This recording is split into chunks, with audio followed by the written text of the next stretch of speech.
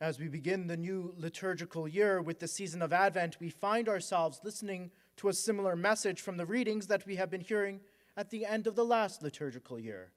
In fact, the gospel that was just read, that whole portion has been broken up over the last week of our last liturgical year. Advent then begins where the old year left off, by announcing the promises of God to those who believe in him, who give themselves to him, who turn their lives over to him and him alone. When Christ ascended into heaven, the angels announced to the apostles that he would come again in glory as they had seen him going up. Yet we do not know the day or the hour that Christ will come again. So that's where we fill ourselves with the spirit of Advent spirituality, about a promise. That God, being faithful to his promise, sends his only begotten Son into the world to set us free from sin and death. And while he was with us, God, being faithful to his promises, pledges that he will come again in all his glory. And we know that that can be reliable. So starting the new liturgical year, we start with a reminder of the promise that God will come again. And we need this reminder because we can easily take this time of Advent for granted and just go through the motions. With this reminder, we are able to be more intentional in our Advent spirituality by listening to the prayers and readings at Mass, which focus on proclaiming the promise of God to his people. The first preface of Advent is one of those prayers. It is used every day for the first few weeks of Advent. In it, we are reminded of the first coming of Christ. In the lowliness of human flesh, fulfilling the design you formed long ago, and the effect of that first coming by opening for us the way to eternal salvation. We are then reminded that when he comes again in glory and majesty, and all is at last made manifest, we who have given our lives to Jesus and the salvation he won for us can watch for that day and inherit the great promise in which now we dare to hope. With our Advent spirituality being about our faith in the God who is faithful to his promises, and our readings and prayers focusing on proclaiming that promise, we are then able to live with hope. In the readings of Advent, we hear from the prophets and their oracles, their messages of hope. The prophetic literature comes from a time when the Lord made most of his promises to his people. Typically, oracles of hope, comfort, of restoration, as opposed to oracles of judgment and woe, were given in challenging times. For example, the oracle of hope we hear in today's first reading from the prophet Jeremiah is given while Jerusalem is being laid siege by the Chaldeans.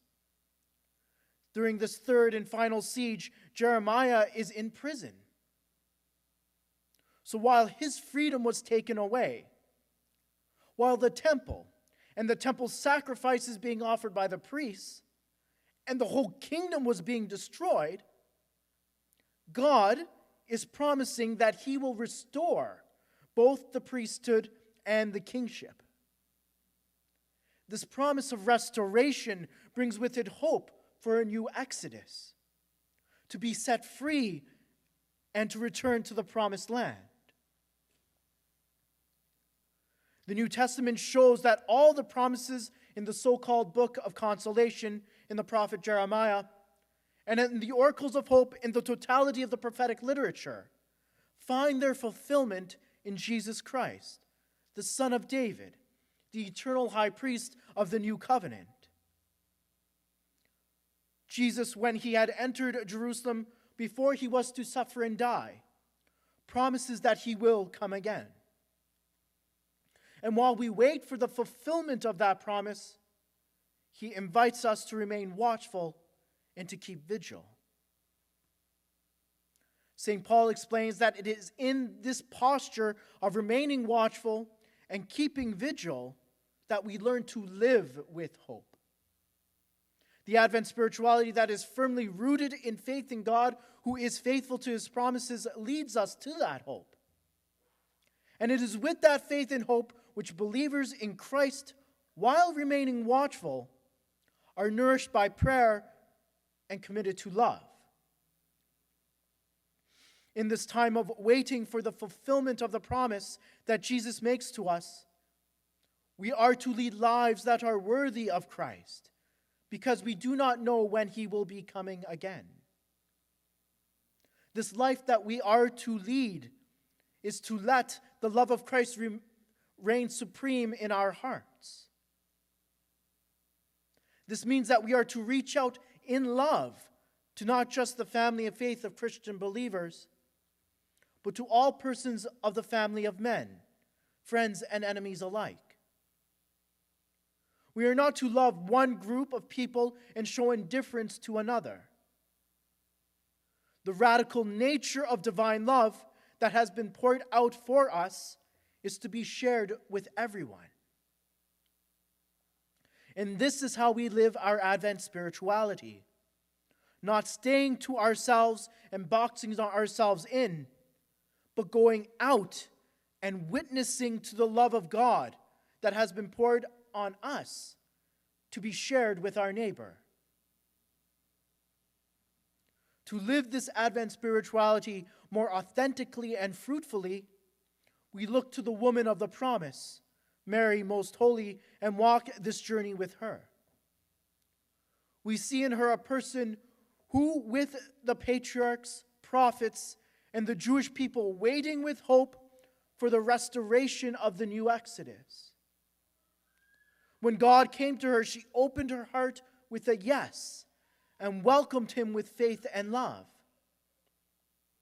With that faith, hope, and love, she went with haste to visit her cousin Elizabeth and brought her divine love that she had received. With Mary, our mother, by our side, may we use this holy season of Advent to prepare our hearts for the coming of Christ, as if he were still to come into this world. When we remove all obstacles to his presence, he will come at any hour and at any moment to dwell spiritually in our hearts, bringing with him the riches of his grace.